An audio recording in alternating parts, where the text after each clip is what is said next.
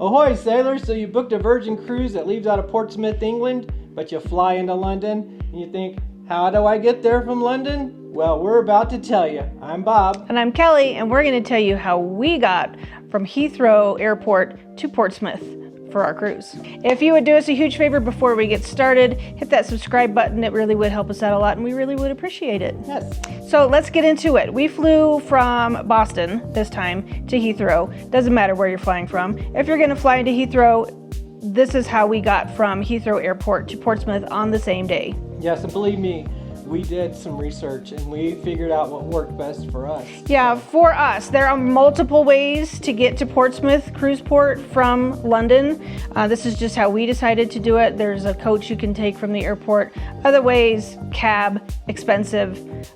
This is how we chose to do it. So we do know that there are multiple ways for you to get there. We just wanted to tell you how we did it, how easy it was, and how we got along. Right. Yeah. So first of all, we landed at Heathrow. Right. Then what do we do? What terminal? I think we landed at Terminal 3. Terminal Two. Terminal 2. Okay, we landed at Heathrow Terminal 2. Yeah, Virgin Atlantic. We flew in on Virgin Atlantic. It doesn't really matter what terminal you fly into because you're going to we caught a tube. Right. We took the Elizabeth line from Heathrow into Bond Street. Bond Street. And then from Bond Street, we had to change lines to the Jubilee line, like 2 stops. 2 stops on the Jubilee. To Waterloo Station. Waterloo Station, yes. So the reason why we decided to take the Elizabeth line, it is a little bit more expensive. You can take the Piccadilly, you can take the Heathrow Express into Paddington Station, but we chose to do the Elizabeth line because it's newer, more space, like for luggage and stuff like that. When you have big suitcases that you're taking, space is important. The Piccadilly line has a tendency to get really, really crowded, and it seems smaller. Oh yeah. So we did choose. It takes longer. It does take longer. Almost twice as long. There's lots and lots of stops. Yeah. Yeah. And on the Elizabeth line, we did this because it was the fewest stops and the fewest changes. We only had to change once. Right, at Bond Street. At Bond Street. Easy on and off with your luggage on the Elizabeth line. You don't really have to lift your luggage much. I had a ginormous suitcase that I took.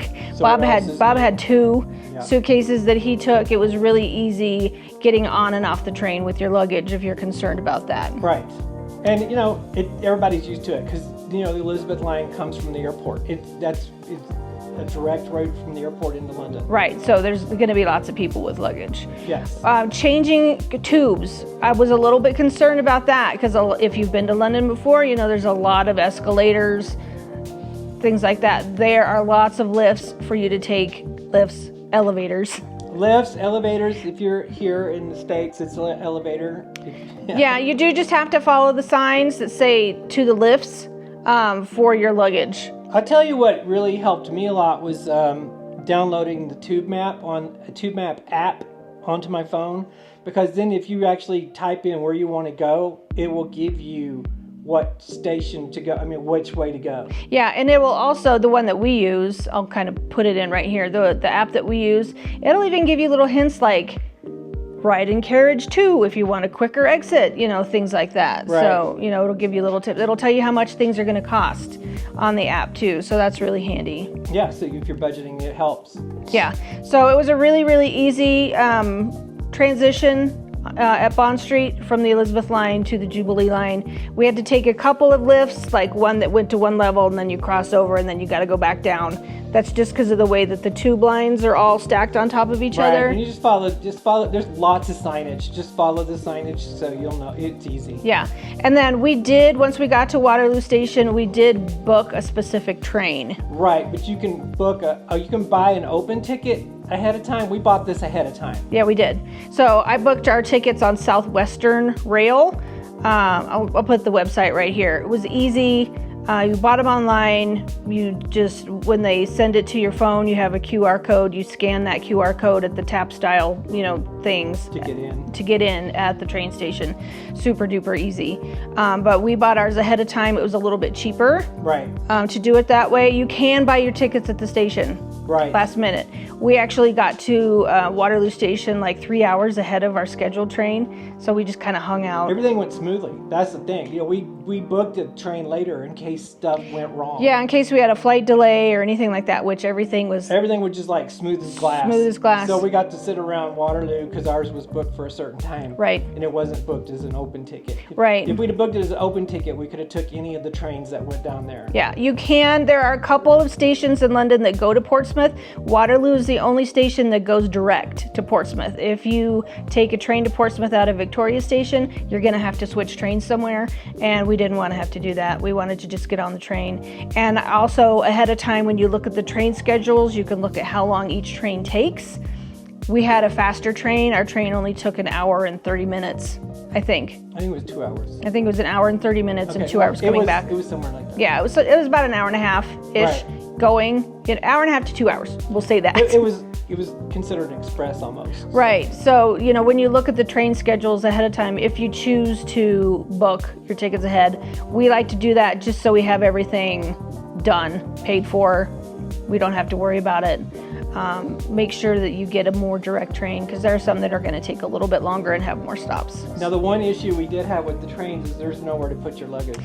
Exactly. Yeah, I don't know if it's different. We booked a first class coach. There are no luggage racks where you enter the train coach. We had to put them up above our seats. Mm-hmm. That was a challenge. Well, if you have one of the big ones, like it's a 36-inch or whatever, how big it is. You have the ginormous it's the biggest suitcase. one you can get, basically. It fits. Barely. It fits, but it's a struggle to get it there. Yeah, and it looks precarious. It does look precarious. Up there. It looks like it could break the... Kelly's rode all the way down up there. It did. Yeah. Yeah. So it does work. I don't know if there are luggage racks in the second class coaches or not. We didn't really check it out too much, but just be aware in the first class coach, there are no places to put your big luggage. They have to go above your seat. So once we got to Portsmouth, where did we stay? We stayed at... We stayed at the Premier Inn City Center. There are 2 Premier Inns, I think, in Portsmouth. One is at the city center and one is closer to Gun Wharf Quays.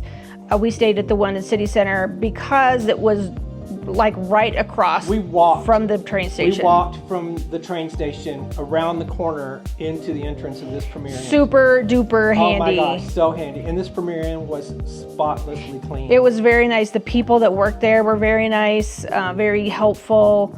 It was great. There's a bar, a little restaurant in there. We had breakfast there the next day. Very clean and super affordable. Yeah, super affordable. So we paid £115 for the night. It was a Premier Plus room, which is a little like upgrade from their standard rooms. Works out to be about $157, whatever the exchange rate. Yeah. So yeah, it was around $150 for a night, which is, London, in England, that's not bad. Not too bad. Yeah, and like Bob said, it was really, really clean. So we would highly recommend that one. Can't speak for the one that's closer to Gun Wharf Quays, but it was so easy just to get off of the train, walk across the street, and there's your hotel. Yeah, and here's another cool thing about it. If you want to stay at this Premier Inn before your cruise, it is probably about a 15-minute drive from there to the cruise terminal, but the train station has a really convenient cab line. Yeah, all you got to do is just walk. It's less than 3 minutes. It's like you walk around the corner and there are cabs waiting. Yeah, so you don't have to call an Uber, you don't have to call a cab. Right, it was very convenient. We walked over there that night that we got in, took a cab to Gun Wharf Quays, had dinner there, and then took a cab to the cruise terminal the next day. So extremely easy, convenient. Extremely. Yeah, we didn't have any issues whatsoever. No, it was probably one of the easiest transitions we've had going. It was. Virgin Cruise. Yeah, it really was. I think it was just about as quick as when we are in Miami. Yeah, and it only cost like £8.80 to get there. Yeah, to get there from the hotel. From the hotel. To the cruise terminal. Yeah, so that's not that bad. So less than £10, you can get your cab to the cruise terminal. So that's how we got to Portsmouth from the Heathrow Airport. If you have any questions about it at all, where we stayed, anything like that, please let us know in the comments below. We would be happy to help you. Like I said, there's multiple ways to get there. This is just how we did it. Right. We like taking the tube. We like taking the train. So it's part of the travel for us. We just kind of wanted to be the most inexpensive plus the easiest. So Yeah. that's why we picked the route we picked, because it was the easiest. It was. Fewer stops, fewer change trains, all that kind of stuff.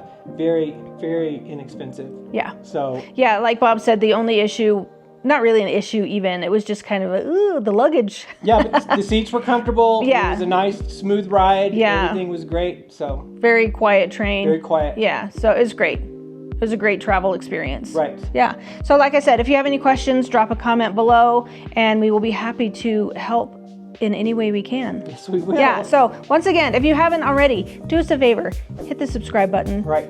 Ding the notification bell so that you do know when we post, and give us a thumbs up if you found this video helpful. And we will see you guys next time. Okay. Okay. Love you. Bye.